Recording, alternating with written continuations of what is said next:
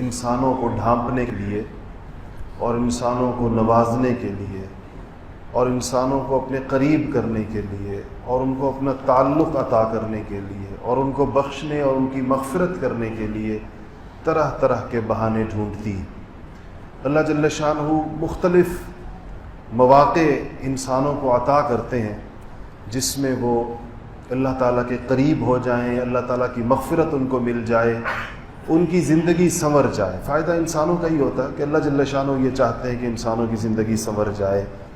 اس کے لیے جو بندوبست کیے جاتے ہیں، اس کے لیے اللہ تعالیٰ کی طرف سے جو انتظام اور جو اہتمام کیا جاتا ہے، اس میں سے یہ ہے کہ انسانوں کو کچھ خاص اوقات عطا کیے جائیں، جن اوقات میں جو عام سنت اللہ جاری و ساری ہے پوری کائنات کے اندر، کائنات کے رگ و ریشے کے اندر جو اللہ پاک کے قوانین اور اللہ تعالیٰ کی سنتیں چل رہی ہیں، ان روز مرہ کے قوانین سے ہٹ کر خصوصی انعامات کا اعلان کیا جائے، خصوصی طور پر انسانوں کے اللہ پاک کی طرف سے ایک بخشش کا اور عطا کا اور اللہ تعالیٰ کی شایان شان جو اللہ کی سخاوت ہے اس کا انسانوں کے لیے اعلان ہو۔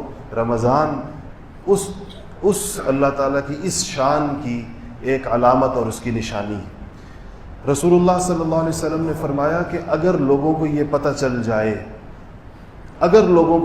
چل جائے کہ رمضان میں اللہ تعالیٰ نے اپنے بندوں کے لیے کیا کچھ رکھا ہے، اگر اس کا پورا اور صحیح علم ان کو حاصل ہو جائے تو یہ سارے انسان تمنا کریں گے کہ ساری زندگی رمضان رہے ان کا، یہ ایک دن بھی غیر رمضان کا ان کو گوارا نہیں ہوگا اگر ان کو یہ پتہ چل جائے کہ اللہ جل شانہ نے رمضان شریف میں کیا انسانوں کے لیے اللہ پاک نے رکھا کیا ہے۔ اسی طرح آپ نے فرمایا کہ یکم رمضان، جیسے ہی رمضان کا مہینہ شروع ہوتا ہے، یعنی اگر آج 29ویں کی رات ہے اور اگر یہ آج ہوتا وہ دن تو آج آئے وہ دن، تو آپ نے فرمایا کہ جیسے ہی رمضان شروع ہوتا ہے تو ایک خاص دروازہ ہے آسمان پر جو اس مہینے کی وجہ سے کھول دیا جاتا ہے، وہ باقی سال میں نہیں کھلا ہوتا، وہ خاص اس مہینے کے لیے کھولا جاتا ہے۔ اور آپ نے فرمایا کہ رمضان کی آخری گھڑیوں تک وہ کھلا رہتا ہے۔ جب رمضان کی آخری گھڑی ختم ہوتی ہے اور شوال کا چاند طلوع ہوتا ہے، وہ دروازہ بند کر دیا جاتا ہے۔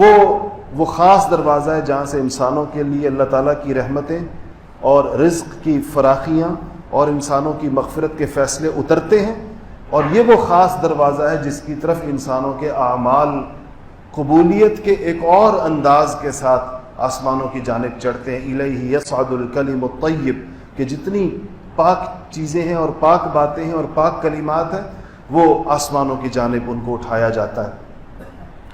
رسول اللہ صلی اللہ علیہ وسلم نے فرمایا کہ اللہ جل شانہ نے میری امت کو روزوں کے حوالے سے، میں نے ابھی جو آپ کے سامنے آیت تلاوت کی، اس آیت سے واضح پتہ چلتا ہے کہ روزے پچھلی امتیں بھی رکھا کرتی تھی، اور صرف یہ نہیں کہ رکھا کرتی تھی، ان پر اسی طرح فرض تھے جس طرح کہ ہمارے اوپر فرض ہے، کیونکہ آیت کے الفاظ کیا ہیں کہ یا ایھا الذین آمنوا، ہم سے اللہ فرما رہے ہیں اے ایمان والو، کتب علیکم الصیام، تمہارے اوپر روزے فرض کیے گئے ہیں، کما کتب علی الذین من قبلکم، جیسے تم سے پچھلوں پر فرض کیے گئے تھے، جیسے پچھلی امتوں پر فرض کیے گئے تھے ایسے تم پر بھی فرض کیے گئے ہیں۔ اس سے پتہ چلتا ہے کہ پچھلی امتوں کے پاس روزے بھی تھے اور وہ فرض بھی تھے ان کے اوپر، لیکن آپ صلی اللہ علیہ وسلم نے فرمایا کہ میری امت کے لیے جو اللہ کا حضور کے ساتھ معاملہ ہے، خاص چیزیں ان کو عطا فرمائی ہیں، سید الانبیاء ہونے کی وجہ سے، امام الانبیاء ہونے کی وجہ سے، خاتم النبیین ہونے کی وجہ سے، حبیب اللہ ہونے کی وجہ سے،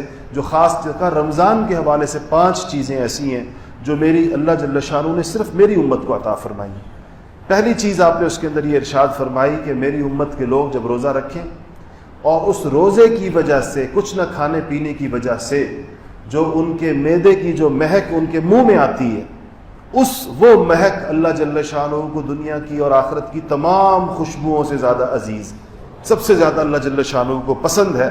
حالانکہ آپ جانتے ہیں کہ منہ کی مہک، اور وہ بھی جو معدے سے اٹھتی ہے، معدے کے بھوکے ہونے کی وجہ سے جو معدے کے بخارات اٹھ کر منہ کے اندر آتے ہیں، بظاہر وہ کوئی خوشگوار چیز نہیں ہوتی، نہ وہ کوئی خوشبو ہوتی ہے، وہ بدبو ہوتی ہے، لیکن اللہ جل شانہ کو اس وجہ سے کہ یہ انسان جو ہے یہ اللہ جل شانہ کے حکم پر چلتے ہوئے اس نے یہ روزہ رکھا ہے۔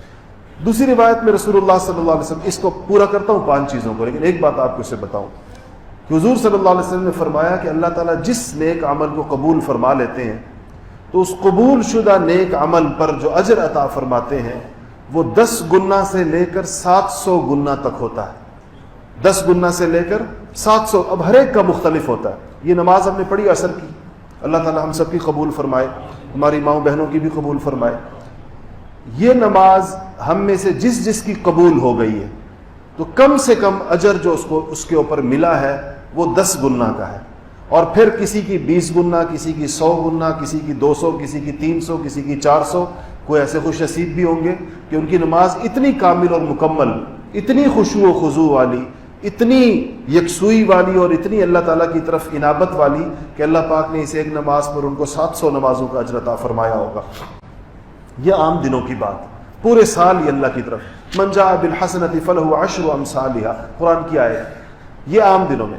تو اللہ تعالیٰ نے فرمایا کہ یہ میرا معاملہ ہے مخلوق کے ساتھ، لیکن عام اعمال میں یہ معاملہ ہے، باقی اعمال میں کہا کہ یہ سب اعمال میں یہ معاملہ ہے سوائے روزے کے۔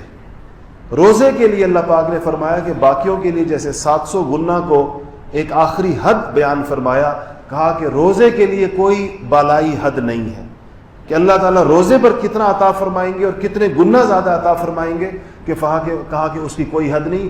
الصوم لی وانا اجزی بہ، روزہ میرے لیے ہے، اس کا اجر میں خود طے کروں گا کہ میں کتنا ادا کرتا ہوں، کتنا انسان کو اس کے اوپر نوازتا ہوں۔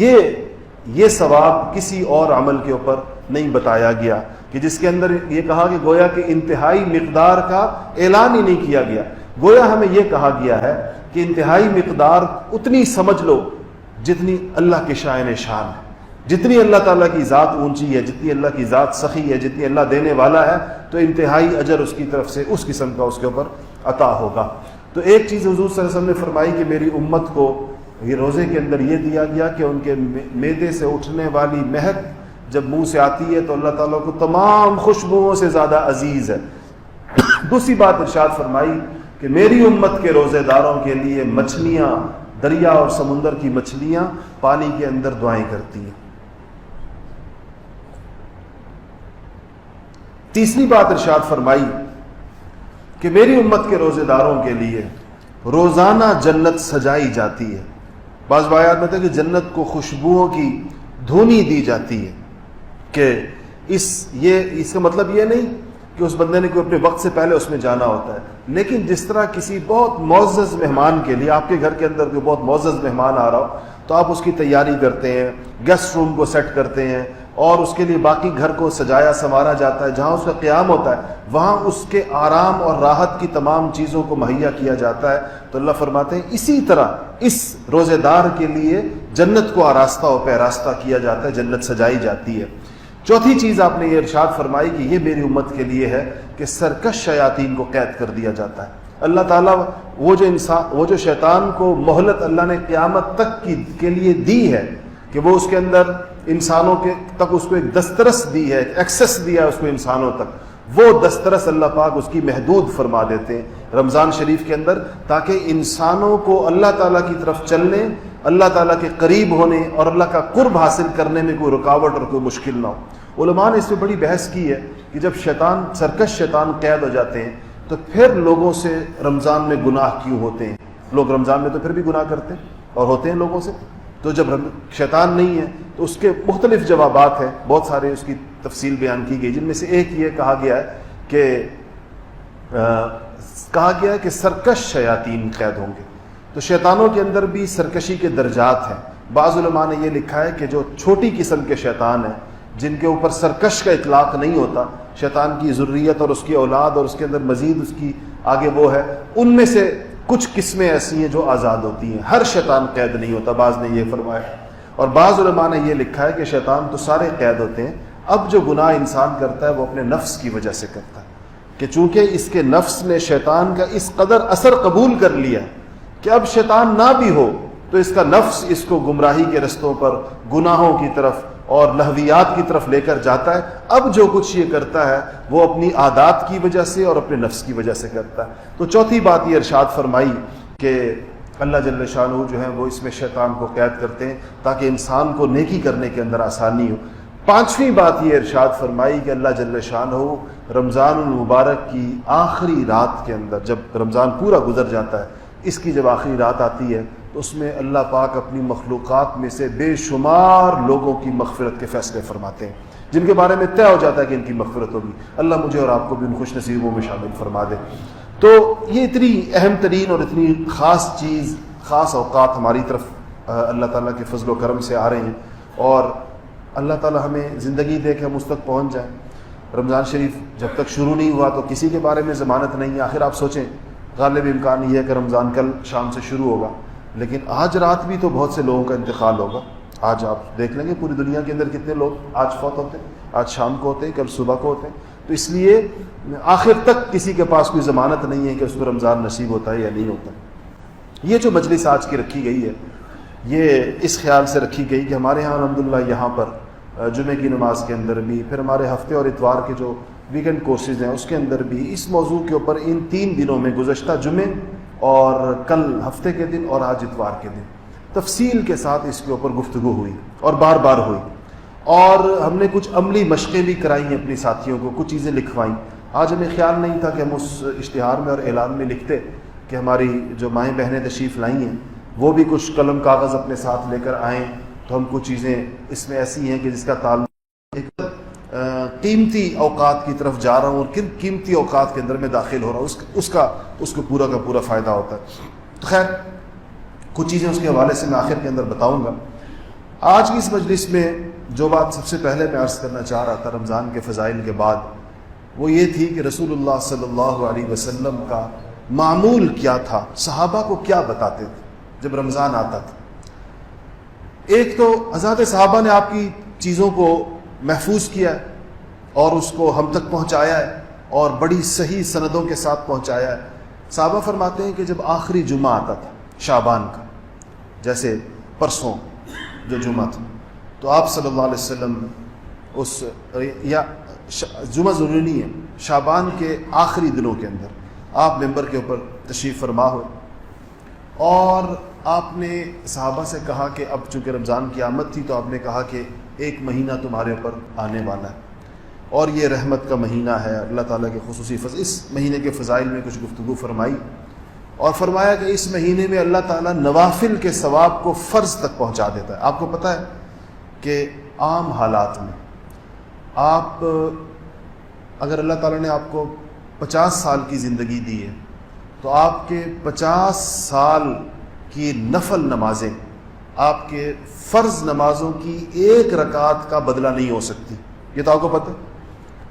آپ نے یہ حدیث بہت سنی ہوگی کہ رسول اللہ صلی اللہ علیہ وسلم نے فرمایا کہ اگر کسی سے رمضان کا 1 روزہ رہ گیا اور یہ ساری عمر روزے رکھتا رہے تو اس کو نہیں پہنچ سکتا، یہ اس کے ثواب کو نہیں پہنچ سکتا، پوری عمر نفلی روزے رکھتا رہے۔ ٹھیک ہے، 1 روزے کے بدلے میں جو قضا روزہ 1 رکھے گا، قانون کے درجے میں قضا ہو جائے گی، 1 روزے کی قضا 1 ہی روزہ ہے، لیکن ثواب اور اجر اور فضیلت کے اعتبار سے آپ نے فرمایا کہ یہ ساری عمر بھی روزے رکھے روزانہ، تب بھی وہ جو 1 فرض روزہ اس سے قضا ہوا ہے اس کا بدل نہیں ہو سکتا، اس کے ثواب کو یہ نہیں پہنچ سکتا۔ فرض میں اور نفل میں اتنا فرق ہوتا ہے، اتنا زیادہ فرق ہوتا ہے۔ تو جن چیزوں کو اللہ نے فرض قرار دیا ہے ان کے اجر کو بھی اللہ جل شانہ نے پھر غیر معمولی رکھا ہے، لیکن آپ نے فرمایا کہ اس مہینے میں اللہ تعالیٰ نوافل کے اجر کو فرض کے برابر کر دیتے ہیں۔ عام دنوں میں جو فرض کا اجر ہے، ان دنوں کے اندر نفل کا اجر بھی اتنا اللہ پاک عطا فرما دیں گے۔ اور کہا کہ پھر ظاہر ہے جب نفل فرض تک ہو گیا تو سوال پیدا ہوتا ہے کہ فرض کا کیا ہوگا، تو فرمایا اور فرض کے اجر کو اللہ پاک 70 گنا مزید بڑھا دیتے ہیں۔ جو آپ نے نماز پڑھی، آج ہم نے بھی عصر پڑھی، اگر یہ آج رمضان کے اندر ہم پڑھتے تو ہمیں 70 اضافی نمازوں کا بھی اس کے ساتھ اگر رمضان کی عصر جو پڑھی جائے گی، تو یہ اللہ تعالیٰ کی طرف سے خاص طور پر اس پر یہ بات حضور صلی اللہ علیہ وسلم نے ارشاد فرمائی۔ اس کے بعد صحابہ کو اس کی ترغیب عطا فرمائی۔ پھر حضرات صحابہ فرماتے ہیں کہ حضور اکرم صلی اللہ علیہ وسلم کی دعائیں بہت ساری ہیں جو اس موقع پر آتی ہیں۔ ایک دعا وہ ہے جو کہ آپ رمضان سے 2 مہینہ پہلے مانگنا شروع کرتے تھے، اور وہ دعا وہ ہے جو رجب کا چاند دیکھنے کے بعد آپ مانگا کرتے تھے۔ آپ حضرات نے بار بار سنی ہوگی، اللہم بارک لنا فی رجب آپ کیونکہ رجب کا چاند دیکھا تو کہتے یا اللہ ہمیں اس رجب کے اندر ہمارے اس رجب کے اندر برکت عطا فرما، اللہم بارک لنا فی رجب و شعبان، اس کے بعد شعبان آتا ہے جو ابھی مہینہ ختم ہو رہا ہے، وبلغنا رمضان، اور یا اللہ ہمیں رمضان المبارک تک پہنچا دے۔ یہ دعا تو آپ 2 پورے مہینے مانگا کرتے تھے، جو رجب کے پہلے دن سے شروع کرتے تھے اور رمضان اور شعبان تک بھی مانگا کرتے تھے، اور جب رمضان شروع ہوتا تھا تو آپ ایک دعا مانگتے تھے جو صحابہ نے فرمایا کہ ہمیں رسول اللہ صلی اللہ علیہ وسلم نے یہ دعا سکھائی، باقاعدہ سکھانے کا مطلب ہے کہ آپ پڑھتے تھے، حضور پڑھتے تھے اور پھر صحابہ پڑھتے تھے، پھر حضور پڑھتے تھے، صحابہ پڑھتے تھے، اس طرح ان کو یاد کروائی یہ والی دعا۔ اور وہ دعا ہے اللہم، یہ بہت خوبصورت مطلب اور معنی ہے اس کے، اللہم سلمنی لرمضان، یا اللہ مجھے رمضان کے لیے تندرست اور صحیح سلامت کر دیجیے میرے جسم کو، یعنی میری بیماریاں دور فرما دیجیے، وہ سارے اعذار اور وہ تکلیفیں جو مجھے رمضان میں روزہ رکھنے سے، عبادت کرنے سے، سجدے کرنے سے، اللہ تعالیٰ کے آگے سجدہ ریز ہونے سے، اپنے آپ کو مجاہدے اور تھکاوٹ کے اندر ڈالنے سے وہ بیماریاں جو رکاوٹ بن جاتی ہیں، یا رب العالمین میری ان بیماریوں کو دور فرما، اللہم سلمنی لرمضان، اور پھر وسلم رمضان لی، اور یا اللہ اس رمضان کو کہ ایک ایک لمحے کو، ایک ایک منٹ اور ایک ایک سیکنڈ کو جو اس میں تو عطا فرمائے گا اس کو میرے لیے کامل اور مکمل کر دے، یعنی میں مکمل طریقے سے اس لمحے کو وصول کر لوں، میں رمضان کا کوئی ایک منٹ اور سیکنڈ ضائع نہ کروں۔ اور فرمایا کہ وسلمہ لی متقبلا، اور ضائع تو بندہ نہ کرے، اعمال تو کی توفیق تو ہو جائے، لیکن اصل بات تو یہ کہ وہ اعمال قبول بھی ہوں۔ کتنے لوگ ایسے ہیں جو عمل کرتے ہیں، خدا جانے عمل قبول ہوتا ہے یا نہیں ہوتا، تو کہا کہ اور یا اللہ پھر جو میں عمل کروں تیری توفیق سے، پھر وہ عمل تیرے پاس قبول بھی ہو جائے، تو اس کو مقبول بھی فرما لے اس عمل کو۔ تو یہ دعا میں پڑھتا ہوں، آپ ذرا میرے ساتھ پڑھیں تاکہ ہماری ہو جائے پھر اس کو، اللہم سلمنی لرمضان وسلم رمضان لی وسلمہ لی متقبلا۔ دوبارہ پڑھنے مائیں بہنیں بھی پڑھیں اس کو ایک دفعہ، تھا کم سے کم ایک دفعہ ہم وہ دعا پڑھ لیں جو صحابہ نے حضور کے کہنے کے اوپر پڑھی تھی کہ اللہم سلمنی لرمضان وسلم رمضان لی وسلمہ لی متقبلا۔ الحمدللہ یہ دعا ہے جس کو یوں سمجھے کہ انسان رمضان سے پہلے اور رمضان کی آمد کے، ویسے اس کو آپ ویسے بھی یاد کر لیں، اور جب رمضان شروع ہو تو خاص طور پر اس پہ پڑھیں۔ دوسری بات یہ ذہن میں رکھیں کہ رسول اللہ صلی اللہ علیہ وسلم نے اس مہینے کو کچھ چیزوں کے ساتھ جوڑا ہے، جس میں سے پہلی بات آپ نے یہ ارشاد فرمائی ہے اس حدیث شریف کے اندر کہ رمضان شہر اللہ ہے، اللہ کا مہینہ۔ شہر مہینے کو کہتے ہیں، اللہ کا مہینہ ہے۔ تو یہ جو باقی مہینے ہیں 11، یہ بھی تو اللہ کے ہی مہینے ہیں، سارے سال اللہ نے بنایا، ہر مہینہ اللہ کا ہے۔ اس کا اللہ کا مہینہ ہونے کا مطلب یہ ہے کہ انسان اس مہینے میں اہتمام اور خصوصیت کے ساتھ اللہ تعالیٰ کی محبت، اللہ کی معرفت، اللہ تعالیٰ کی اطاعت کی طرف جو سفر کرتا ہے تو وہ اس کا عام دنوں کی نسبت زیادہ تیز رفتار ہوتا ہے۔ یہ اس مہینے کو اللہ کی طرف ایک خاص خصوصیت حاصل ہو، جیسا کہ ساری مساجد اللہ کا گھر ہیں، ہر مسجد، لیکن بیت اللہ جو اللہ تعالیٰ کا ہے اس کو ایک خاص خصوصیت حاصل ہے اللہ تعالیٰ کی طرف سے، ایسے ہی اس مہینے کو ایک خاص خصوصیت حاصل ہے۔ تو انسان یہ سوچ کر کہ یہ خاص اللہ کا مہینہ شروع ہو رہا ہے، اپنے نظام الاوقات کو ترتیب دے، اپنی چیزوں کو۔ آج ہماری جو گفتگو کا مقصد تھا وہ یہی ہے کہ ہم اس پر، اس نظام الاوقات پر، اس ٹائم ٹیبل کے اوپر بات کریں جو ہمیں رمضان المبارک کے لیے بنانا ہے۔ دوسری چیز آپ نے یہ فرمائی کہ وَهُوَ شَهْرُ الصَّبْرِ، یہ صبر کا مہینہ ہے۔ صبر اتنا وسیع مفہوم ہے، اگر آپ نے صبر کی حقیقت کو واقعتاً سمجھنا ہے تو وہ کتاب ہے ایمانی صفات کے نام سے، ہمارے حضرت نے لکھی ہے 2 جلدوں کے اندر۔ اس کے اندر جو صبر کا باب ہے، کبھی اس کو آپ پڑھیں تاکہ ہمیں پتہ چلے۔ ہم اپنی زبان میں صبر بڑی محدود سی چیز کو کہتے ہیں۔ ہم کہتے ہیں کسی کو غصہ آ رہا تھا، اسے کنٹرول کر لیا، ہم اس کو صبر کہتے ہیں، اور یہی ہمارے یہاں صبر کا صرف مفہوم ہے۔ صبر بڑے وسیع معنی کے اندر ہے۔ تو اس مہینے میں ہمیں جس چیز کو خاص طور پر پیش نظر رکھنا ہے اور ایک دوسرے کو یاد دلانا ہے، دیکھیں حدیث شریف کے اندر آتا ہے کہ اگر کوئی بندہ کسی کے ساتھ جھگڑا کرے رمضان میں تو وہ اس سے کہے کہ انی صائم، اسے کیا کہ میں کیا ہوں، روزے سے ہوں، مطلب یہ کہ میں جھگڑا نہیں۔ ایسے ہی دوسرے انسان کو گھر کے اندر ہو جاتی ہے، اونچ نیچ ہو جاتی ہے، کوئی بات ہو جاتی ہے، اگر کوئی ایک فرد میاں بیوی میں سے کوئی ایک بھی غصے میں آئے یا کوئی غصے کا اظہار کرے تو دوسرے کو چاہیے کہ نرمی کے ساتھ اس کو یاد دلائے کہ یہ کون سا، یہ کیا ہے، روزہ ہے اور یہ رمضان ہے اور یہ صبر کا مہینہ ہے۔ اگر ہم نے اس کے اندر صبر کی مشق نہ کی تو اس کے بعد ہمیں اس سے زیادہ موافق صورتحال کوئی اور نہیں ملے گی صبر کرنے کے لیے۔ تو صبر گھر کے اندر، رویوں کے اندر بھی صبر کرنا ہے، آپس کے تعلقات کے اندر بھی صبر کرنا ہے، اور ساسوں نے بہوؤں کے ساتھ بھی صبر کرنا ہے اور بہوؤں نے ساسوں کے ساتھ بھی صبر کرنا ہے، اور نندوں نے دیورانیوں کے ساتھ بھی اور دیورانیوں نے جٹھانیوں کے ساتھ بھی۔ آپس کے رشتوں کے اندر صبر، آپس کے رشتوں کے اندر جو ایک دوسرے کے دلوں کے اپنے ایک دوسرے کے دلوں کے اندر جو کبیدگی ہوتی ہے اس کو رمضان کے آنے سے پہلے صاف کر لینا چاہیے۔ کسی سے کوئی کہا سنا جس کا اثر دل کے اوپر ہے اور اس کی وجہ سے ایک کینے کا تاثر محسوس ہوتا ہے دل کے اندر، اور اس کی کوئی بدخواہی سی دل کے اندر محسوس ہوتی ہے، ان چیزوں سے اپنے دل کو رمضان المبارک کے آنے سے پہلے صاف کر لینا چاہیے۔ حدیث شریف میں آتا ہے کہ جو بعض مبارک راتوں کے بارے میں، جیسے رمضان کے آخری عشرے میں، کہ سارے گناہ گار بخشے جائیں گے، ہر قسم کے گناہ گار بخشے۔ چند گناہ گاروں کے بارے میں آیا کہ ان کی مغفرت ان مبارک راتوں کے اندر بھی نہیں ہوتی۔ ایک روایت اس کے اندر یہ ہے کہ ان دو شخصوں کی نہیں ہوگی، ایک وہ جس نے شرک کا ارتکاب کیا، مشرک کی، شرک اتنی سخت ترین چیز ہے کہ شرک کا ارتکاب کرنے والے کی نہیں ہوگی، اور دوسری فرمایا کہ جس کے دل میں کسی دوسرے مسلمان کے لیے کینہ ہوگا، کوئی بغض ہوگا، کوئی عداوت ہوگی، اس کی بھی اللہ جل شانہ ان مبارک راتوں میں جب اللہ کی رحمت عام ہوگی اور سارے لوگ اس سے فائدہ اٹھا رہے ہوں گے، یہ محروم بیچارے اس سے فائدہ نہیں اٹھا پائیں گے۔ اس لیے اپنے دلوں کو صاف کرنا چاہیے۔ تیسری چیز کہی گئی ہے کہ یہ خیر خواہی کا مہینہ، یہ چیزیں آپ کے پہلے ذہن میں رہیں پھر اس کی طرف آئیں گی۔ اور وہ کیا مطلب خیر خواہی کا؟ کہ کسی دوسرے تک انسان کی خیر پہنچے، دوسرے تک انسان کی خیر پہنچے۔ ہماری مائیں بہنیں بڑی خوش قسمت ہیں، ان کی خیر تو پورے گھر کو پہنچتی ہے، سارا گھر ان کے بنائے ہوئے سحری کھا رہا ہوتا ہے، ان کی بنائی ہوئی افطاری کھا رہا ہوتا ہے، ان کے اور جو ان کے سارے گھر کا ایک نظام پورا۔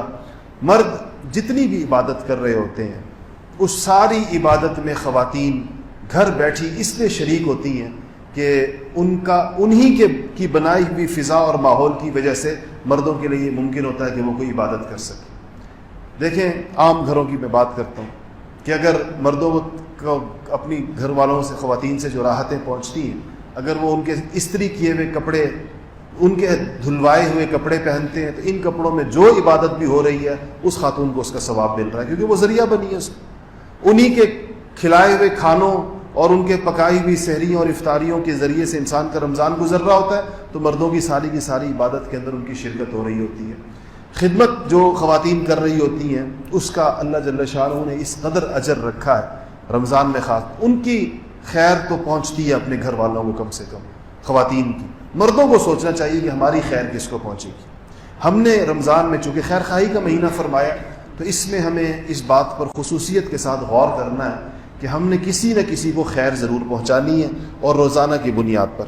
ہم انشاءاللہ آپ سب لوگوں تک تو مجھے نہیں سمجھ میں آیا کیسے پہنچائیں گے، لیکن اگر آپ کا تعلق البرہان کے ساتھیوں سے ہے تو ہم ایک پورا کیلنڈر بنا رہے ہیں جو ہماری خواتین البرہان میں پڑھتی ہیں اور وہ بھی تشریف لائی ہیں، اور یہاں جو البرہان کے ساتھی آئے ہوئے ہیں جن کے ساتھ ہمارے فونوں کے رابطے، اس کی صورت باقی جو ذات دور سے آئے ہیں اس وقت میرے ذہن میں ان کے لیے کوئی صورت نہیں ہے، کہ ایک ہم نے ایک نظام الاوقات پورا انشاءاللہ مرتب کیا ہے، اس کی آخری مراحل اس کے وہ ہو رہے ہیں، جس میں آسانی کے ساتھ روز کرنے والے کاموں کی ایک پوری فہرست تیار کی جا رہی ہے کہ یہ کام کرنے ہیں، اور ان فضائل کے خیال کے ساتھ کرنے، فضائل کے دھیان کے ساتھ کرنے، فضائل کے استحضار کے ساتھ کرنے کہ یہ میں کر رہا ہوں۔ تو کیونکہ جب انسان کو فضیلت معلوم ہوتی ہے کسی کام کی، اس کام میں جو روح آتی ہے وہ ویسی کسی عمل کے اندر نہیں آ پاتی کہ انسان نے ویسی کر لی ہے۔ جو فضیلت معلوم ہو جاتی ہے کہ اس پر اللہ جل شانہ یہ عطا فرماتے ہیں، پھر اس عمل میں جو انسان کا خشوع اور خضوع ہوتا ہے، اس کی جو اللہ کی طرف توجہ ہوتی ہے، جو اس کو اس سے جس طریقے کے ساتھ وہ کرتا ہے وہ اس کو اس کا بہت زیادہ فائدہ ہوتا ہے۔ تو ہم نے تیسری چیز یہ ہے کہ خیر خواہی کے لیے کی صورتیں سوچنی ہے۔ خیر خواہی کی صورتیں یہ ہو سکتی ہیں کہ آپ کسی کو افطاری کرائیں. خیر خواہی کی صورت یہ ہو سکتی ہے کہ آپ اس بات کا اہتمام کریں. میں نے آج بھی اپنے ساتھیوں سے کہا کہ رمضان شریف میں روز صدقے کا اہتمام کریں. روزانہ ہر روز صبح اٹھ کر چاہے 5 روپے ہوں, چاہے 10 روپے ہوں, چاہے 100 روپے ہوں, 2 روپے ہوں, 1 روپے ہوں, لیکن جب اللہ جل شانہ کے پاس آپ کے اعمال جائیں تو ان اعمال کے اندر مالی صدقے کا عنوان بھی ضرور ہو. اور آپ کو یہ اچھی طرح پتہ ہے کہ اللہ جل شانہ مقدار نہیں دیکھتے کہ کتنے تھے, یہ نہیں دیکھا جاتا, بلکہ کیا دیکھا جاتا ہے, اخلاص کتنا تھا اس کے اندر. اور یہ دیکھا جاتا ہے کہ یہ اس کے پاس موجود مال کے تناسب سے کتنا تھا, پرسنٹیج کیا بنتی ہے. اگر ایک مزدور کے پاس 100 روپے ہیں اور اس نے 1 روپے دیا تو یہ 1 روپیہ اس کے مال کا 1% ہے. اور ایک بندے کے پاس 1 ارب روپے ہیں اور اس نے 1 لاکھ روپے دیا ہے, تب بھی یہ 1% نہیں بنتا, یہ 0.01% بنے گا, یعنی 1000واں حصہ جا کر یہ بنے گا.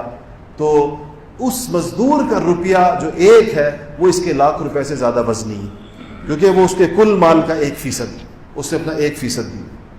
جیسے کہ سیدنا ابوبکر صدیق رضی اللہ تعالیٰ عنہ نے کل دیا اور عمر فاروق نے اپنے کل مال کا نصف دیا. اس کو اللہ تعالیٰ دیکھتے ہیں کہ یہ جو لایا ہے, جو اس نے دیا ہے, اس نے کیونکہ مجاہدہ قربانی ہے, اس نے اپنے پاس موجود چیزوں میں سے کتنے پر ایثار کیا, کتنے کے اوپر اس نے قربانی کی. تو ایک تو خیر خواہی کے اندر جو ہے وہ روزانہ صدقے کا اہتمام ہے جو ہمیں کرنا. اس کا آسان طریقہ یہ ہے کہ ڈبہ گھر کے اندر رکھ لیں اور صبح اس کے اندر جو 10-50 روپے آپ کی توفیق ہو وہ اس کے اندر ڈال دیا کریں, اور 3-4-5 دن کے بعد اس کو کھول کر جو پیسے نکلیں وہ کہیں خیر کے مصارف کے اندر غریبوں کو, فقیروں کو, مسکینوں کو, ان کے اوپر اس کو خرچ کر دیا کریں.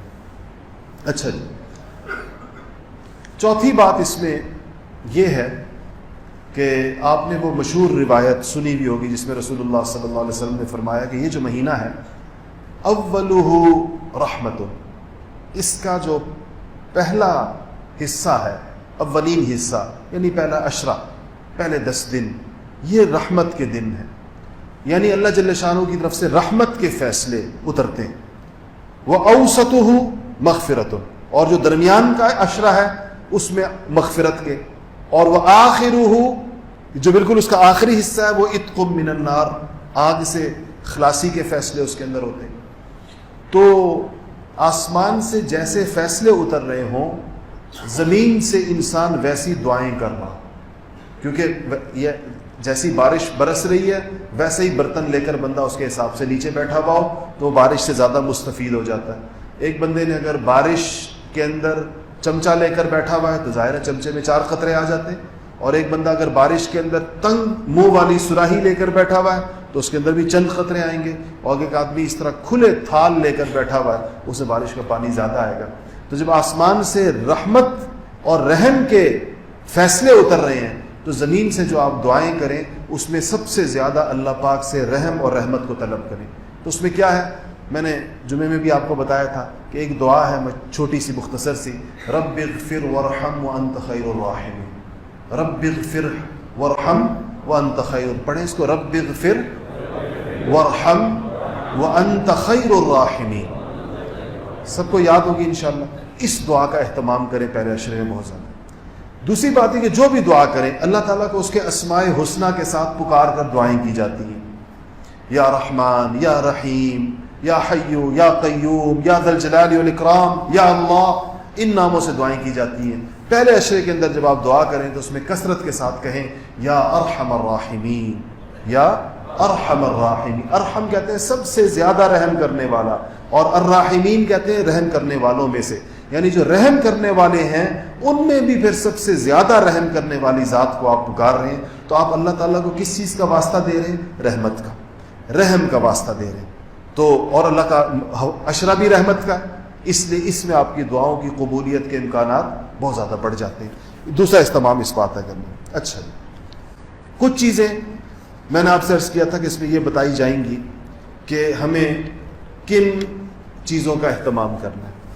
سب سے پہلی بات یہ یاد رکھیے گا کہ یہ مہینہ شہر رمضان الذی, ابھی میں نے آپ کے سامنے پڑھی, انزل فیہ القرآن, رمضان اور قرآن, اس موضوع پر علماء نے مستقل کتابیں لکھی ہیں.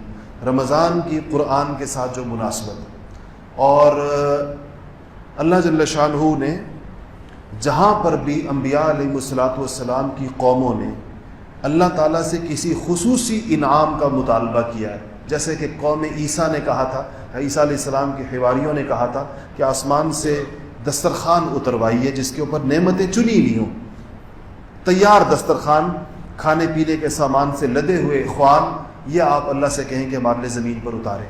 مفسرین نے لکھا ہے کہ نبی نے مان لی تھی بات، انہوں نے کہا تھا میں کر لیتا ہوں یہ دعا تم لوگوں کے کہنے پر، تم لوگ ایسا کرو کہ اس دعا کو، تاکہ میری دعا اللہ قبول فرما لے، تم لوگ 30 روزے رکھو۔ تو اس ایکسٹرا آرڈنری فرمائش کو پورا کرنے کے لیے، جو کہ سنت اللہ نہیں ہے، اللہ تعالیٰ کا رزق دینے کا طریقہ یہ نہیں ہے کہ اللہ آسمان سے دسترخوان زمینوں پر اتارے گا اور اس پہ خوان چنے ہوئے ہوں گے اور نعمتیں رکھی ہوئی ہوں گی۔ اللہ پاک نے رزق دینے کا طریقہ اور بنایا ہے، اسے کہا تجارت کے ذریعے کماؤ، زمینداری کے ذریعے کماؤ، زمین کو بو، بیج بو، پانی دو، اس سے چیز اس کو کاٹو، پھر اس کو ہل چلاؤ، اور اس کے بعد یہ رزق کے طریقے ہیں جو اللہ نے کائنات میں۔ انہوں نے کہا نہیں، ہمیں تیار چاہیے۔ یا موسیٰ علیہ السلام کی قوم نے موسیٰ علیہ السلام سے کہا تھا کہ ہمیں تورات لے کر آئیں ہمارے لیے اللہ تعالیٰ سے، تو وہاں پر بھی اللہ تعالیٰ نے فرمایا کہ روزے رکھیں۔ اس سے پتہ چلتا ہے کہ جب کوئی خاص نعمت آپ اللہ تعالیٰ سے مانگنا چاہتے ہیں، کوئی اہم اور غیر معمولی، تو عام سنت اللہ یہ ہے کہ اس سے پہلے روزے رکھوائے جاتے ہیں۔ اسی لیے جو مغفرت کے اصل فیصلے ہیں وہ رمضان المبارک کی آخری راتوں کے اندر جا کر ہوتے ہیں، کہ وہ سنت اللہ پوری ہو گئی، انسانوں نے وہ قوائف پورے کر لیے جن قوائف کے بعد اللہ تعالیٰ کی طرف سے آسمانوں سے رحمتوں کے دہانے اور بخشش اور مغفرت کے دہانے کھول دیے جاتے ہیں۔ اس لیے رمضان کے ساتھ جو قرآن کی مناسبت کی بات ہے، یہ قرآن بھی چونکہ ایک آسمانی چیز ہے، اور اس کو جب انسان رمضان کے اندر پڑھتا ہے تو اس کی کیفیت اور اس کے اندر جو روحانی صفائی اور جو اس کے اندر اس کے نتائج اور ثمرات مرتب ہوتے ہیں وہ عام دنوں میں نہیں ہو سکتے۔ سب سے زیادہ قرآن کے ساتھ دل لگانا چاہیے رمضان میں تلاوت کے اعتبار سے، تلاوت کی کثرت۔ اور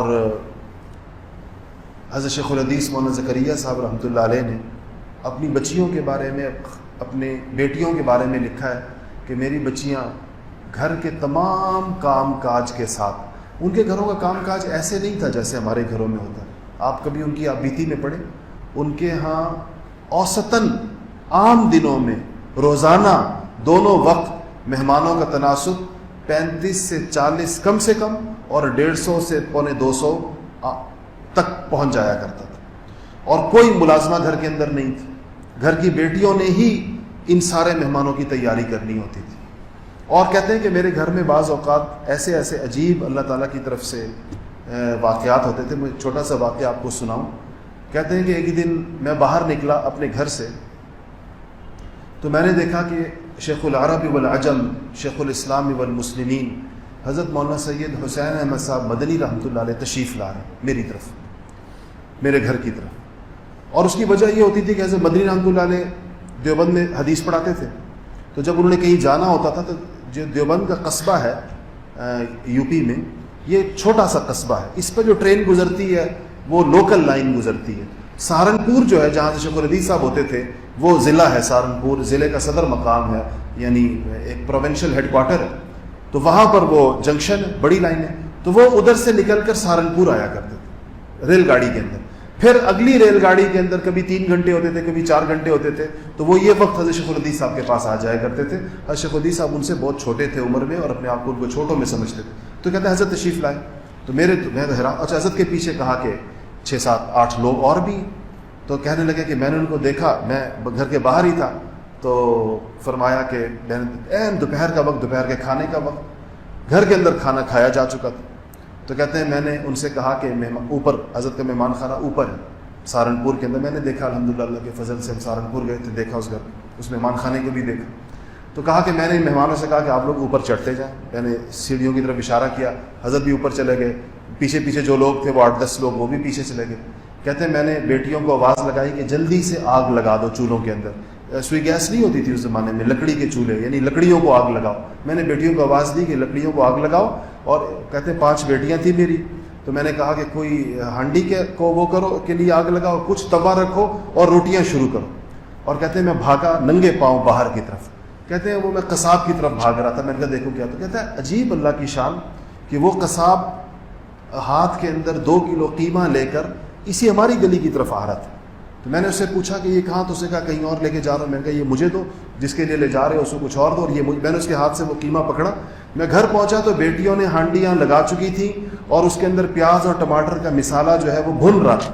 میں نے وہ قیمہ لا کر اس کے اندر ڈال دیا، اس مسالے کے اندر، اور ادھر سے دوسری 2-3 بیٹھ گئی توے کے اوپر، انہوں نے روٹی پکانی شروع کر دی.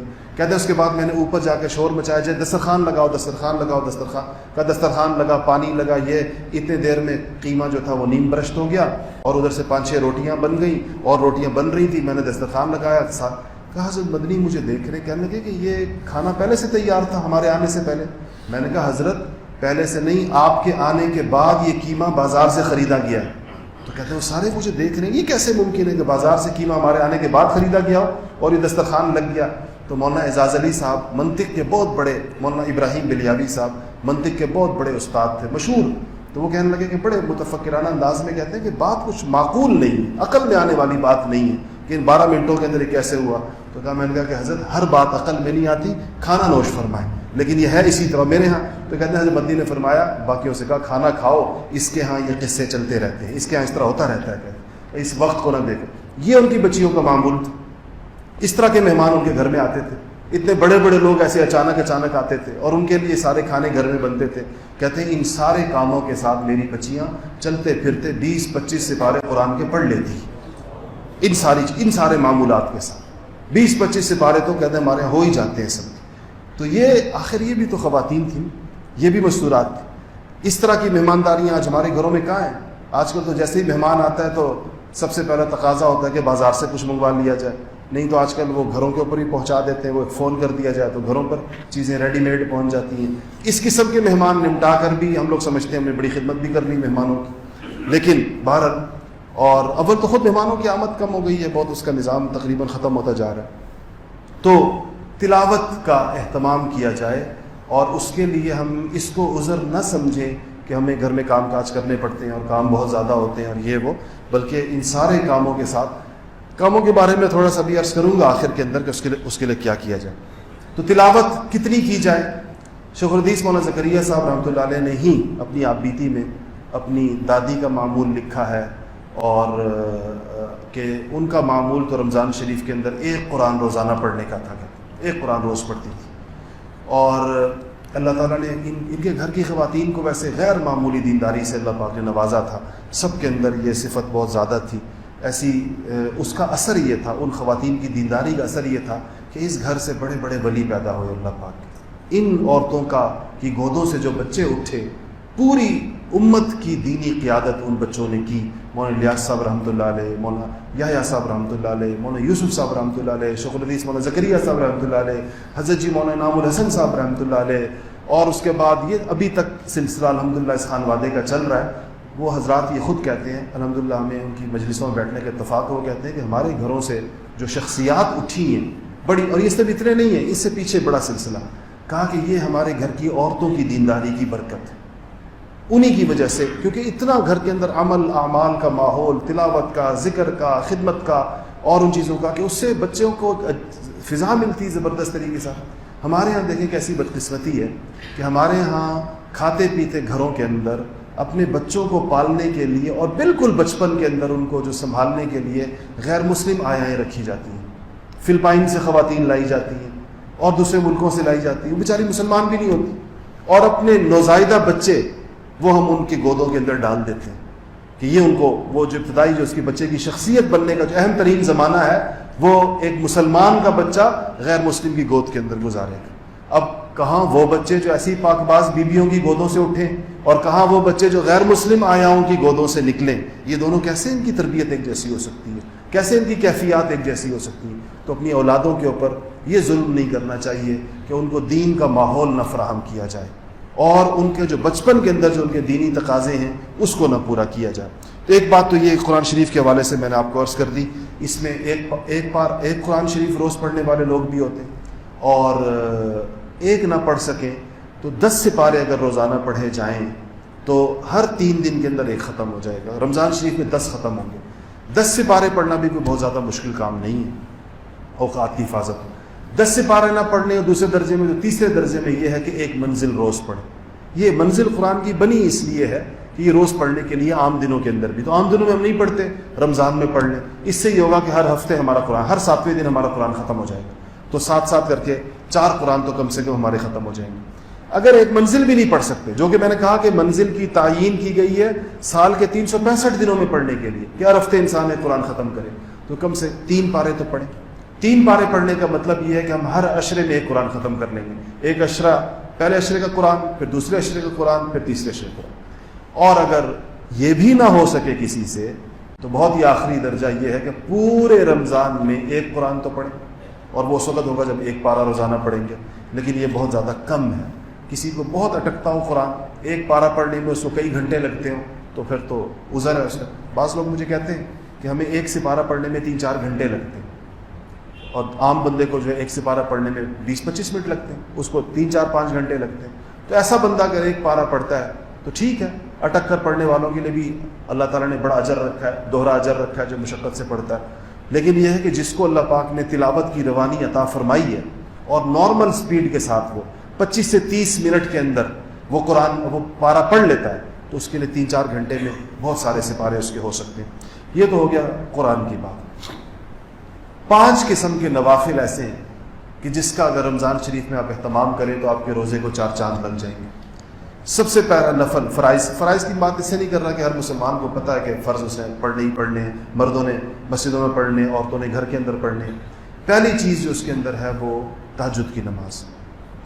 سحری کے لیے ہم کیسے بھی اٹھتے ہیں. سحری کے بارے میں یہ آپ سے عرض کر دوں کہ ہمارے گھروں کے اندر, میں مستورات سے خاص طور پہ کہتا ہوں کہ ہمارے گھروں کے اندر ہماری ایک عادت سی بنی ہوئی ہے کہ ہم سحری آخری وقت تک لے کر جاتے ہیں, اور عجیب آپا دھاپی مچی ہوئی ہوتی ہے آخر کے اندر. ادھر سے اذان ہو رہی ہوتی ہے, ادھر سے آخری گھونٹ چڑھائے جا رہے ہوتے ہیں. شک ہی رہتا ہے کہ پتہ نہیں روزہ ہوا یا نہیں ہوا, کسی کی چائے رہ رہی ہے, کسی کا پانی رہ رہا ہے. اور آخری وقت کے اندر ہم ایک عجیب افراتفری اور ایمرجنسی نافذ ہو جاتی ہے جب آخری 4-5 منٹ ہمارے یہاں روزہ بند ہونے کے آتے ہیں. یہ یاد رکھیے گا کہ آخری 15-20 منٹ یہ خاص دعا کے وقت, اس وقت میں دعا کے علاوہ کسی اور چیز کے اندر مشغول ہونا قیمتی چیز کو ضائع کرنا. اس لیے اپنی سحری کا بندوبست ایسے کریں, کم سے کم آدھا گھنٹہ پہلے سحری بند کر دیں. زیادہ بہتر ہے کہ اس سے بھی پہلے بند کر دیں. مردوں کے لیے, کیونکہ خواتین نے بھی تو تہجد پڑھنی ہے, مردوں کے لیے تو یہ سہولت ہے کہ جب خواتین اٹھیں گھروں میں تو مردوں کو اٹھا دیں. جب تک خواتین سحری تیار کریں گی تو مرد تہجد پڑھ سکتے ہیں, لیکن اتنا وقت ضرور ہو کہ خواتین بھی تہجد پڑھ سکیں. ان کی تہجد کیوں چھوٹ جاتی ہے سحری کے بندوبست کے اندر, اور آخری وقت میں سحری کرنے کی. کتنی خواتین ایسی ہیں کہ رمضان شریف میں تہجد نہیں پڑھ پاتی. تو آپ لوگ اس کا معمول بنائیں کہ سحری جو ہے وہ آدھا گھنٹہ پہلے یا پونا گھنٹہ پہلے جو ہے وہ ختم ہوگی, اور پھر تہجد خواتین بھی پڑھیں گی. اور آخری 15 منٹ یہ تو خاص کر لیجئے دعا کے لیے. اس میں سارے گھر والے اگر اکٹھے بیٹھ کے دعا کرنا چاہیں تو اکٹھے بیٹھ, بچوں کو بھی بٹھائیں اور بچوں کے بھی ہاتھ اٹھوائیں. درود شریف پڑھیں. جس گھر میں اس وقت میں سفید داڑھیوں والے بوڑھے اور سفید اوڑھنیوں والی بوڑھیاں اور جوان مرد اور جوان عورتیں اور چھوٹے بچے اور بچیاں سارے اس مبارک وقت میں اللہ کی بارگاہ میں اپنے ہاتھ اٹھائے ہوئے ہوں گے, وہ گھر اللہ کی نگاہوں کے اندر کتنا چمکے گا اور کتنا اللہ تعالیٰ کی طرف سے اس گھر پر خصوصی انعام ہوگا. اس لیے اس وقت کے اندر بچوں کو بھی تھوڑی سی عادت ڈالیں کہ وہ اس وقت میں دعا کریں. اس آخری وقت میں بچوں کے منہ کے اندر سب لقمے نہ ٹھونسیں, ان کو اللہ سے مانگنا بھی سکھائیں کہ کیسے انہوں نے کرنا. تو تہجد کا اہتمام کیا جائے. کم سے کم 2 رکعت تہجد کی, 4 بھی پڑھی ہے حضور صلی اللہ علیہ وسلم نے, 8 بھی پڑھی ہے, 12 بھی پڑھی ہے. تو اگر 12 کا وقت ہے تو 12 پڑھ لیں, نہیں تو 8 کا معمول رکھنے کی کوشش کریں. آپ کا زیادہ تر معمول 8 رکعت کا رہا, لیکن آپ نے 12 بھی پڑھی ہے, تو 8 رکعت تہجد. اس میں جتنا قرآن آپ کو یاد ہے اس کا جتنا زیادہ حصہ پڑھ سکتے ہیں اس کا اہتمام کر لیں. تہجد کے اندر اللہ جل شانہ نے بہت غیر معمولی اس میں ثواب اور بڑی اس کی فضیلت رکھی ہے.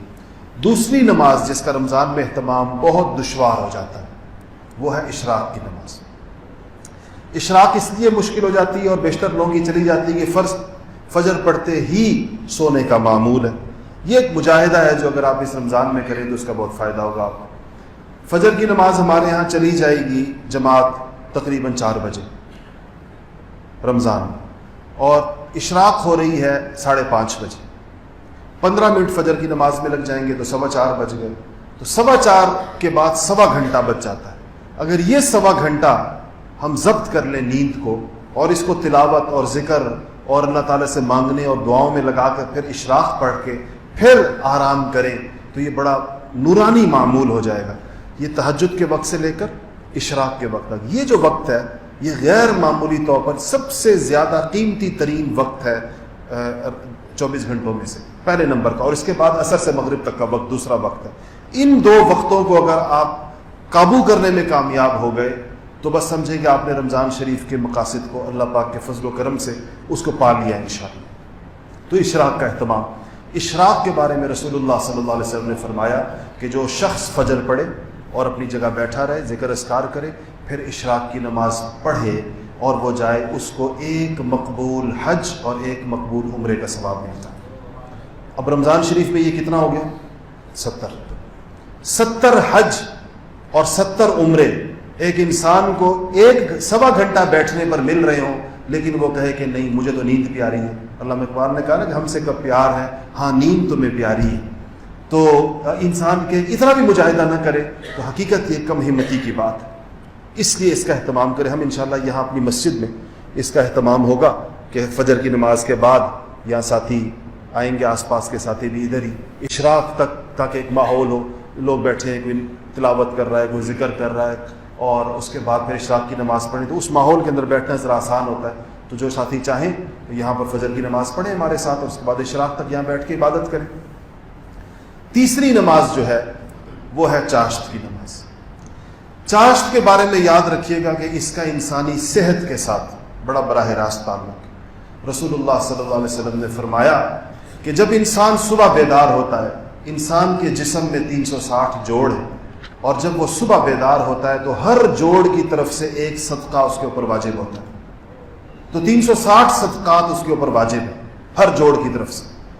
اور فرمایا کہ سبحان اللہ پڑھنا صدقہ ہے، الحمدللہ پڑھنا صدقہ ہے، اللہ اکبر پڑھنا صدقہ ہے، اور فرمایا کہ جو چاشت کی نماز پڑھ لے تو تمام جوڑوں کا صدقہ ادا ہو جائے گا۔ تو جس انسان نے اپنے جسم کے جوڑ کا صدقہ ادا کر دیا صبح، اس کو جسمانی بیماریاں انشاءاللہ اللہ کے فضل و کرم سے نہیں ہوں گی۔ اس لیے رمضان شریف میں خاص طور دوسری آپ نے فضیلت یہ فرمائی کہ اگر کسی انسان کے گناہ سمندر کے جھاگ کے برابر بھی ہوں اور وہ چاشت کی نماز کا پابند ہو تو اللہ جل شانہ اس کے سارے گناہوں کو ختم فرما دیں گے۔ اتنی چاشت کی نماز، تو اس کی کم سے کم 2 رکعت ہے، 2 پڑھ لیں، 4 رکعت پڑھ لیں کم سے کم۔ اس میں اس کا وقت جو ہوتا ہے اشراق کے 2 گھنٹے کے بعد، یعنی اگر اشراق 5:30 بجے ہو رہی ہے تو 7:30 بجے 8 بجے کے بعد چاشت کا وقت ہے، اور زوال سے 1-2 گھنٹے پہلے تک، یعنی آج کل کے اوقات میں آپ یوں کہہ لیں کہ 7:30 بجے 8 بجے سے لے کے 10 ساڑھے 10 بجے تک اس کا وقت ہوتا ہے، تو آپ اس کا اہتمام بھی فرمائیں۔ چوتھی نماز نفل نمازوں میں وہ ہے اوابین۔ اوابین کہتے ہیں مغرب کے بعد 6 نفلوں۔ اس میں بعض حضرات نے یہ اجازت دی ہے کہ جو 2 رکعت سنت موقدہ آپ لوگ پڑھتے ہیں اس کو بھی نفلوں میں شمار کر لیا جائے، تو اس کے بعد 4 رکعت پڑھ لیں تو بھی اوابین ہو جائے گی۔ بہتر یہ ہے کہ اس کے بعد 6 رکعت پڑھیں، لیکن اگر آپ نے 2 رکعت سنت موقدہ کے بعد، اچھا آپ حضرات کے ہاں تو ویسے عام معمول ہے 2 رکعت نفل تو ویسے بھی پڑھتے ہو، تو 2 رکعت تو وہ ہو گئی، 2 یہ ہو گئی، 2 اور ملا لیں ساتھ تو 6 ہو جاتے ہیں، یہ بھی ٹھیک ہے، یا پھر 2 رکعت سنت موقدہ کے علاوہ آپ جو ہیں وہ 6 رکعت پڑھ لیں۔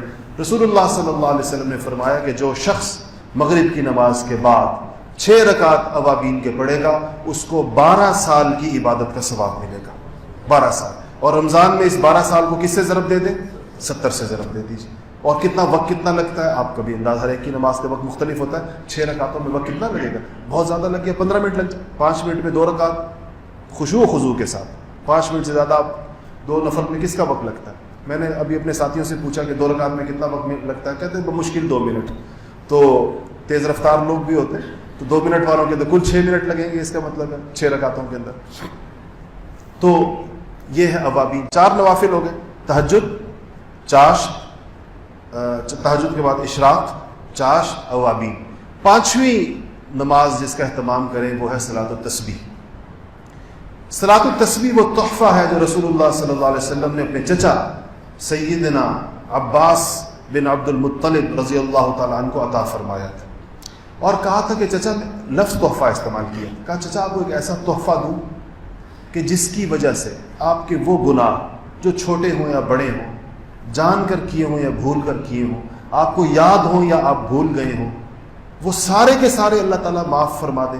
تو انہوں نے کہا کہ جی ایسا تحفہ کون نہ قبول کرے، تو آپ نے صلاۃ تسبیح ان کو سکھائی تھی۔ پھر فرمایا تھا کہ چچا ہو سکے تو روز پڑھ لیا کر، روز، یعنی سب سے بہتر یہ ہے کہ روز پڑھ لیں، روز نہ پڑھ سکیں تو ہفتے میں ایک دفعہ پڑھیں، ہفتے میں ایک دفعہ نہ پڑھ سکیں تو مہینے میں ایک دفعہ پڑھیں، مہینے میں ایک دفعہ نہ پڑھ سکیں تو سال میں ایک دفعہ پڑھ لیں، اور اگر سال میں بھی ایک دفعہ نہ پڑھ سکیں تو چچا زندگی میں ایک دفعہ ضرور پڑھ لیں اس کو۔ تو اس کو جو ہے کیا کریں، روزانہ 20 منٹ اس کے اندر لگتے ہیں، کیونکہ 300 دفعہ سبحان اللہ والحمدللہ ولا الہ الا اللہ واللہ اکبر، اس کو پڑھنا ہے 150 70 دفعہ کر کے، یہ کوئی تقریباً اس کی مقدار بن 75 دفعہ پڑھنا، تو وہ 150 اور 150 300 دفعہ 4 رکعتوں کے اندر پڑھا جاتا ہے۔ ترتیب آپ کو اس کی پتہ ہوگی، نہیں پتہ کسی کتاب میں دیکھ لیں، فضائل اعمال میں لکھی ہوئی اور کتابوں کے اندر اس کی ترتیب۔ یہ 5 نوافل ہیں جن کا اہتمام کرنا جو ہے وہ انتہائی برکت کا اور بہت زیادہ سعادت کا باعث ہے۔ چند باتیں میں آپ کو یہ بتا دوں کہ دوسرا میں نے آپ کو اس کا بتا دیا تلاوت قرآن پاک کا، 4 چیزیں حضور صلی اللہ علیہ وسلم نے گن کر صحابہ کو بتائی رمضان سے پہلے، رمضان کے لیے۔ آپ نے فرمایا کہ میں تمہیں 4 باتیں بتاتا ہوں، ان کا اہتمام کرنا، 2 ان میں سے اللہ تعالیٰ کو راضی کرنے کے لیے، ان 4 میں سے، اور 2 تمہاری اپنی ضرورت ہے، اس سے تم اس کا اہتمام کرو۔ پہلی چیز فرمائی کہ کلمہ طیبہ لا الہ الا اللہ کا ورد کرنا، یہ اللہ کو راضی کرنے کے لیے، لا الہ الا اللہ کا اس کی کوئی مقدار آپ متعین کر لیں۔ بہتر یہ ہے جو مشائخ کا تجربہ ہے کہ 300 دفعہ صبح پڑھے، 300 دفعہ شام پڑھے، 3 تسبیح صبح، 3 تسبیح شام۔ دوسری چیز آپ نے فرمائی، صحابہ کہا کہ پڑھو کہ اللہ تعالیٰ سے استغفار، استغفر اللہ ربی من کل ذنب واتوب الیہ۔ ویسے استغفر اللہ بھی استغفار ہے، لیکن یہ استغفار پڑھنا چاہیے، استغفر اللہ ربی من کل ذنب واتوب الیہ۔ اس کا بھی 3 تسبیح صبح، یعنی 300 دفعہ صبح، 300 دفعہ شام، یہ 2 چیزیں ہوگی۔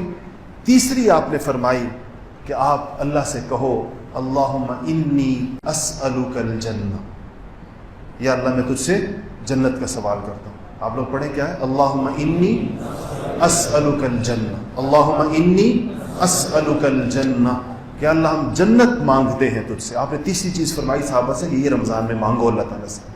اور چوتھی چیز فرمائی کیا، کہو اللہم اجرنی من النار، اللہم اجرنی من النار، یا اللہ مجھے آگ سے میری حفاظت فرما، یعنی جہنم سے پناہ، جنت مانگو، اور ان الفاظ کے ساتھ۔ تو یہ الفاظ آپ اپنے پاس نوٹ کر لیں کہ اللہم انی اسألک الجنہ، اس کو خوب اس کی دعا کریں، اور اللہم اجرنی من النار، یا اللہ آگ سے ہماری حفاظت فرما۔ یہ 4 باتیں آپ نے خاص طور پر تلقین فرمائی ہیں۔ 5ویں بات کا اس کے ساتھ اضافہ فرما لیں، اور وہ ہے کثرت کے ساتھ درود شریف۔ حضور اکرم صلی اللہ علیہ وسلم رحمت کائنات، محسن انسانیت، ہمارے آقا، ہمارے ماوا و ملجا، ان کے ہمارے اوپر اتنے احسانات ہیں، ہمارا بال بال ان کے احسانات کے اندر بندھا ہوا ہے۔ آج اگر ہمیں کلمہ طیبہ کی نعمت اللہ کے فضل سے ملی، اور یہ اب رمضان کی بات کر رہے ہیں، تو کس کی برکت سے کر رہے ہیں، کس کے وسیلے سے، اور کس کے ہمارے اوپر احسان ہے؟ نبی کریم صلی اللہ علیہ وسلم کی محنت کی برکت سے، ان کے جن لوگوں پر انہوں نے کام کیا، انہوں نے یہاں لا کر ہمیں اسلام کی نعمت سے نوازا۔ تو درود شریف حضور کے احسانات کے بدلے میں ایک ہماری ادنا سی کوشش ہوتی کہ جیسے کہ کوئی آدمی شکر گزاری کرتا ہے احسان کا، تو درود شریف کا معمول رکھ لیں، وہ بھی کم سے کم 300 دفعہ صبح اور 300 دفعہ شام۔ تو یہ بھی اس کے اندر شامل کر لیجیے۔ یہ تو ہو کہ رمضان کے اندر کی چیزیں۔ کچھ چیزیں میں آپ کو عرض کر دوں جو میں نے لکھا بھی تھا اس میں، کچھ چیزیں ایسی ہیں جو رمضان سے پہلے ابھی کرنے کی ہیں، جس طرح شعبان کی یا تو آخری آدھا گھنٹہ ہے، اور یا پھر اگر کل روزہ نہیں آتا تو پھر 24 گھنٹے اور آدھا گھنٹہ باقی ہے، 7 بجے نماز ہوگی، مغرب کی 6:30 ہونے والے، تو یا آدھا گھنٹہ باقی ہے یا 24.5 گھنٹے باقی ہیں۔ سب سے پہلی چیز رمضان میں جانے سے پہلے وہ یہ ہے کہ انسان وہ جو میں نے آپ کو بتائی شروع کے اندر اور پڑھوائی بھی صحیح کہ دعا کرے۔ دعا کے بغیر کوئی چیز نہیں ہوتی، اللہ سے مانگے، اللہ کے دیے بغیر انسان کو کچھ نہیں ملتا۔ دوسری چیز رمضان میں جانے سے پہلے یہ ہے کہ انسان صدق دل سے توبہ کرے، اپنی پچھلی ساری زندگی کی خطاؤں کو اور اپنے گناہوں کو اور اپنی نافرمانیوں کو اور اپنی معصیتوں کو یاد کر کر کے اللہ تعالیٰ سے توبہ کرے کہ اللہ میں توبہ کرتا ہوں۔ توبہ پر یہ ہوتا ہے کہ جو حقوق اللہ ہوتے ہیں جو انسان سے کہ وہ سارے کے سارے معاف ہو جاتے ہیں۔ کیا چیز رہ جاتی ہے؟ جن کی ادائیگی کرنی ہوتی ہے، مثلا نمازیں آپ کے ذمے رہ گئی جو آپ نے پڑھنی ہے جو پہلے نہیں پڑھی، اور آپ کے ذمے زکوٰۃ رہ گئی اگر ہے کوئی تو، اگر حج نہیں کیا تو وہ آپ کے ذمے ہے، اور اگر کوئی روزے چھوڑے ہیں پچھلے رمضانوں کے اندر تو وہ آپ کے ذمے ہیں۔ تو اس توبہ کے اندر اس کو مان لیں، اللہ تعالیٰ سے کہیں کہ اللہ یہ میرے ذمے ہے اور میں اس کو کروں گا۔ مان لیں آپ کا کوئی بندہ آپ سے پیسے لے کر بھاگ جائے اور آپ کو اندیشہ ہو کہ دے گا یا نہیں دے گا، تو جب وہ مان بھی جائے تو آپ کہتے ہیں چلو آدھا کام ہو گیا، اس نے مان لیا کہ میرے اوپر ہیں۔ تو آپ بھی مان لیں اللہ تعالیٰ کے سامنے کہ یا اللہ یہ میرے ذمے ہیں، اتنی نمازیں میرے ذمے ہیں اور اتنے روزے میرے ذمے ہیں، اتنی زکوٰۃ میرے ذمے ہے اور حج میرے ذمے ہے، یا اللہ یہ میں کروں گا، مجھے تو مہلت عطا فرما اور مجھے توفیق عطا فرما، میں مانتا ہوں، تسلیم کرتا ہوں کہ میرے ذمے موجود ہیں۔ ایک تو یہ کام اس کے اندر ہو جائے۔ دوسری چیزوں کا تعلق مخلوق کے ساتھ ہے، بڑا سخت معاملہ ہے۔ کن چیزوں پر ہے؟ جن کی غیبت کی ہے وہ ان کے معاف کرنے سے معاف ہوگی، جن کے پیسے دینے ہیں وہ پیسے دے کر ہی قصہ ختم ہوگا۔ اگر کسی نے گھروں کے اندر ماؤں کو ان کا حصہ نہیں دیا میراث میں سے، بہنوں کو ان کی میراث نہیں دی، بیویوں کو ان کا مہر نہیں دیا، تو وہ اب ان مالی معاملات کو بھی ٹھیک کر۔ اور کسی پارٹنر کے پیسے دینے ہیں، کسی اور بندے کے پیسے دینے ہیں، کسی کی کوئی اور اس سے معافی مانگنی ہے، تو مخلوق کے ساتھ بھی اپنے معاملات کو ٹھیک کر لیا جائے۔ یہ توبہ کا حصہ ہے۔ اس سب کے ساتھ توبہ مکمل ہوتی ہے۔ توبہ صرف زبان سے توبہ کرنے سے نہیں ہوتی، وہ تو ویسے ہی کرتے رہتے ہیں سارا دن، لیکن ان چیزوں کو کا اہتمام کرنے سے۔ تیسری چیز یہ بات یاد رکھیے گا کہ رمضان ہمت کا مہینہ ہے۔ ہم عائشہ صدیقہ رضی اللہ تعالیٰ عنہ فرماتی کہ نبی کریم صلی اللہ علیہ وسلم رمضان میں کمر کس لیا کرتے تھے۔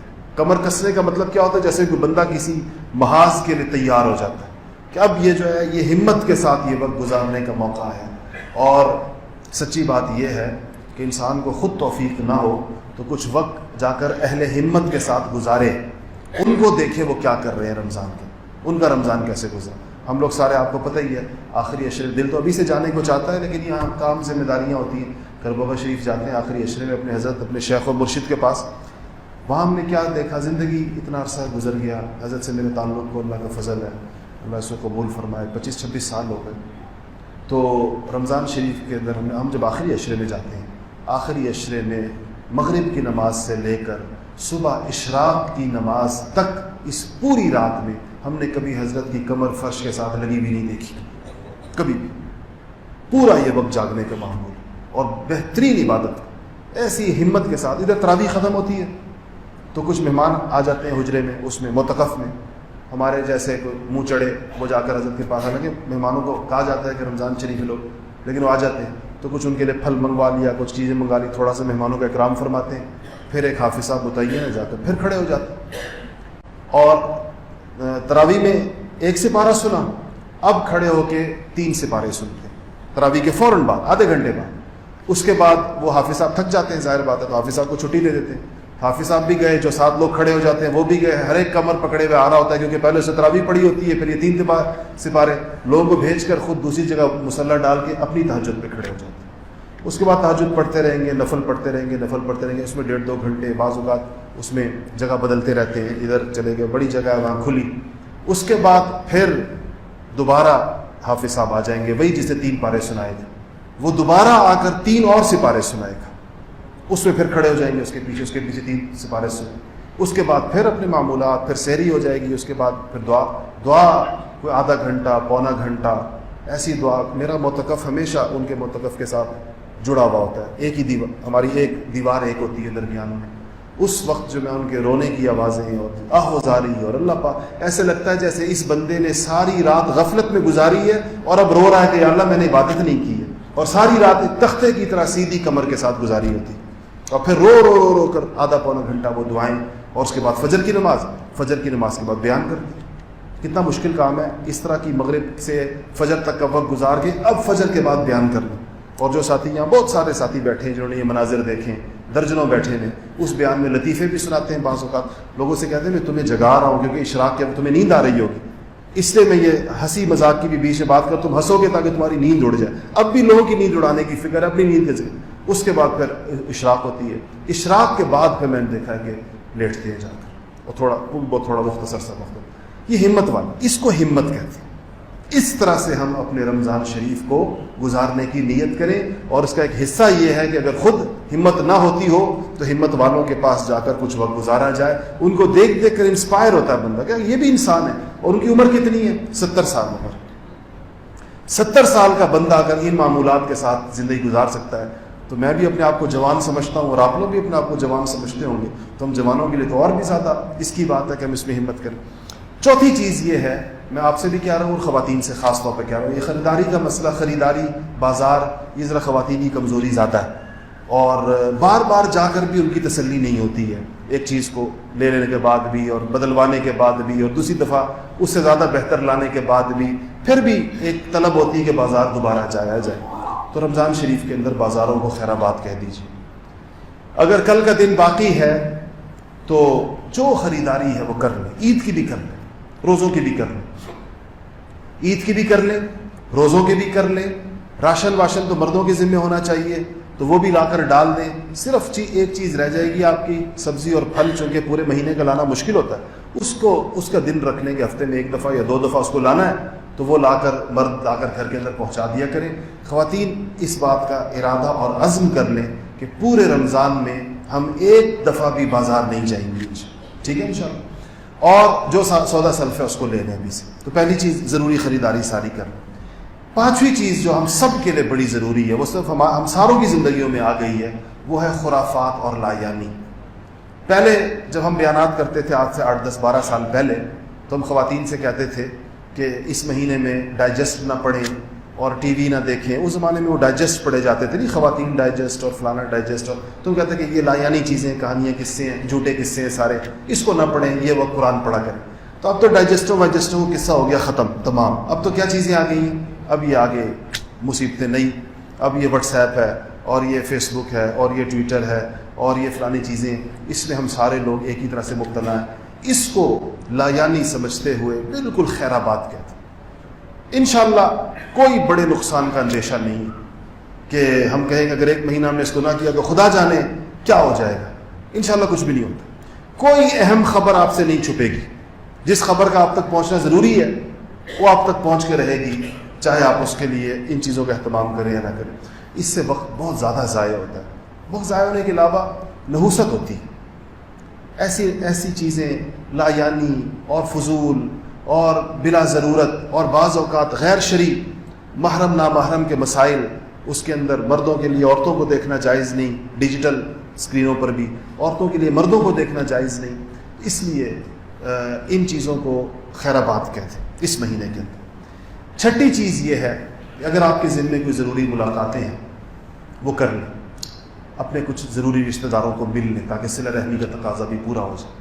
اور اگر آس پاس آپ کے اڑوس پڑوس میں کوئی لوگ ہیں ان سے ملاقاتیں کر لیں.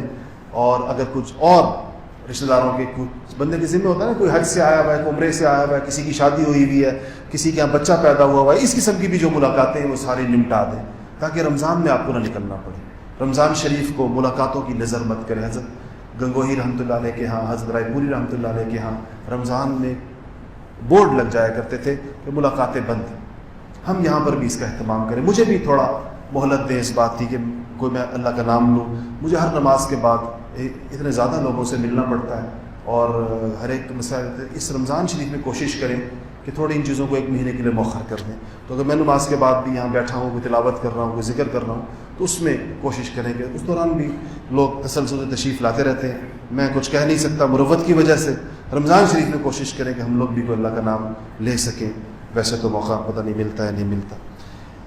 7ویں چیز یہ ہے کہ جو میں نے شروع کے اندر کہہ دی تھی لیکن اس کو دوبارہ کہہ رہا ہوں ایک اور عنوان سے, کہ حقوق ادا کرنے سارے. حقوق کی ادائیگی بہت ضروری ہے تاکہ ہلکے پھلکے ہو جائیں.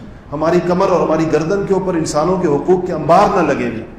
اور 8ویں چیز یہ ہے ناراضگیاں دور کرنے، یہ بھی اس کا ذکر پہلے آ گیا، لیکن اس کو دوبارہ کہہ رہا ہوں کہ ناراضگیاں چاہے رشتہ داروں سے ہو چاہے غیر رشتہ داروں سے ہو، سب کو ایک دفعہ خیر سگالی کے ٹیلی فون کر لیں تاکہ پتہ چلے دل ہمارے ایک دوسرے کے ساتھ صاف ہیں اور کوئی ایسی چیز اس کے اندر نہیں ہے۔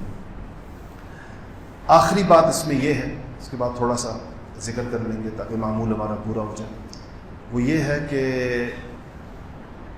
اس روزہ جو آ رہا ہے، علماء نے لکھا ہے کہ روزہ دار روزہ 3 قسم کا ہوتا ہے، ایک عوامی روزہ، عوام کا روزہ، اور ایک خواص کا روزہ، اور ایک اخص الخاص، وہ جیسا جہاز میں ہوتا ہے نا، ایک اکانومی کلاس ہے، ایک بزنس کلاس ہے اور ایک کلب کلاس ہے، تو اس طرح روزے بھی سمجھے 3 قسم کے۔ ایک عوامی روزہ یہ ہے کہ دن کو روزہ رکھ لیا، کھانے پینے اور خواہشات سے اپنے آپ کو بچا لیا، اور رات کو تراویح پڑھ لی، اور باقی سارا دن اپنی اسی ترتیب سے گزرا جیسے زندگی، یہ عوامی روزہ ہے۔ دوسرا روزہ یہ ہے، خاص لوگوں کا روزہ یہ ہے کہ اپنے جس طرح دن کے اندر صرف کھانے پینے سے نہیں رکے، آنکھ کا روزہ، ناک کا روزہ، کان کا روزہ، ہاتھ کا روزہ، سارے اعضاء کو گناہوں سے بچا کر روزہ رکھا، یہ خواص کا روزہ ہے۔ اخص الخاص لوگوں کا روزہ یہ ہے کہ وہ اپنے دل اور اپنے قلب کے خیالات اس دوران ان کے دل پر بھی اللہ ہی کی عظمت کا اور اللہ کی ہی بڑائی کا اور اللہ تعالیٰ کی کبریائی کا اور احتساب، جس کو کہا گیا من صام رمضان ایمانا و احتسابا، اور ومن قام رمضان ایمانا و احتساب کس کو کہتے ہیں؟ صلے کی توقع اور اجر کی امید کہ ایک آدمی نے پورے اخلاص کے ساتھ رمضان کے